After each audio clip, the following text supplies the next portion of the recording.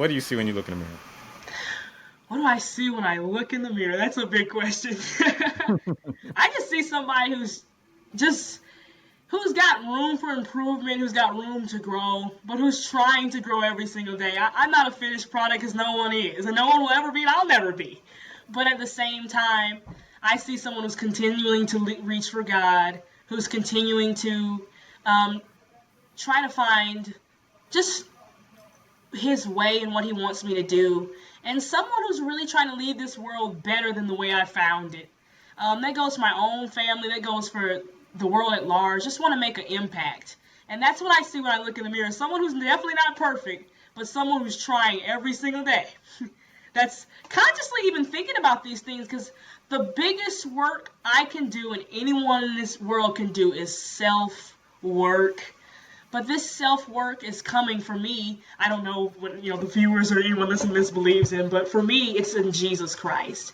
And the biggest thing for me, I've been through things in my life where I wasn't as happy as I am now. I wasn't as joyful as I am now. There have been seasons in my life where things were sorrowful. I was not the same person I am today. I was not as joyful. I was not as happy. I was not as pointed. I was not as organized. And I wasn't happy with myself. And I didn't love myself. And I knew that God was there, but I didn't see myself correctly. But as I continued to get in deeper into his word, the word of God, the Bible, and just study that out, I really just began to see myself differently. And this has been a process for several years now of just me finding out who he is and who I am in him. Beyond the vision boards, beyond the writing, the biggest things I've done is actually sat down and pray and sat down and write down what God has said about me. And I have those things on my wall alongside my corporate vision. What has he said? And not just necessarily the general scriptures and things like that, but specifically, what am I called to do in this earth? How am I called to affect the entertainment industry? One of the biggest things I want to do in this world is tell people who God is and tell people who they are in him. That's my pure calling.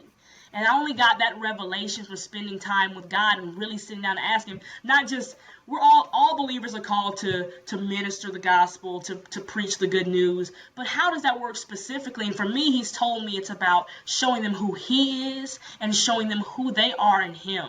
And as he continues to show me who he is, that's where the real joy, the real peace, the real relief has come from. And it's come from spending time with him, really seeking his voice, and taking time to remember what he said to me. I write down what God has said to me. I put those things on my wall. I put those things ever before me. I have those notes in my phone. It doesn't really matter the method or the medium. It could be on paper, it could be on my digital. But at the same time, keeping those things he said, those are, to me, even more valuable than keeping down character notes or keeping down a script. Or those ideas are valuable, but the most valuable thing any person and any believer can do in this world is knowing who God is and who they are. Because the word tells me, that if you don't conform to this world, be transformed by the renewing of your mind, then you will learn to know God's will for you, which is good and pleasing and perfect.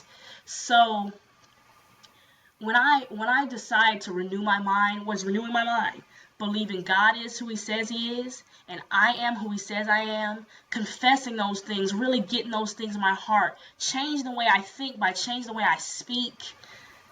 And when I get those things involved, because the word tells us, out of the abundance of the heart, the mouth speaks. Well, as a man thinks in his heart, so is he. And the word also says, we have faith. Faith comes by hearing. So what I speak gets into my mind, gets into my heart, gets into my actions.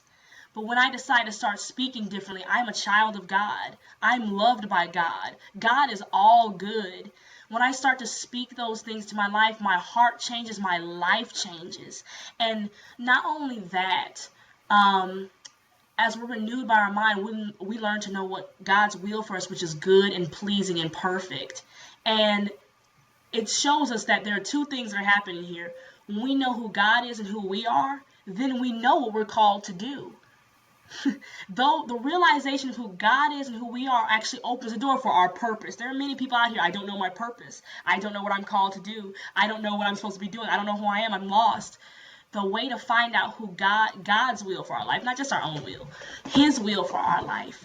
It's about knowing who he is, knowing who we are, and he will show us those things. I can think about in Matthew 16 where Jesus was speaking to Peter, and he was like, Peter, it was like, who do men say that I am? And like, thou art the Christ. And Jesus said to him, blessed art thou, Simon, son of Jonah, the whole thing, for, flesh and blood didn't reveal this to you, my Father who is in heaven. And then he said, your name is Peter, and Peter means rock, and upon this rock I'll build my church. That shows us the order right there.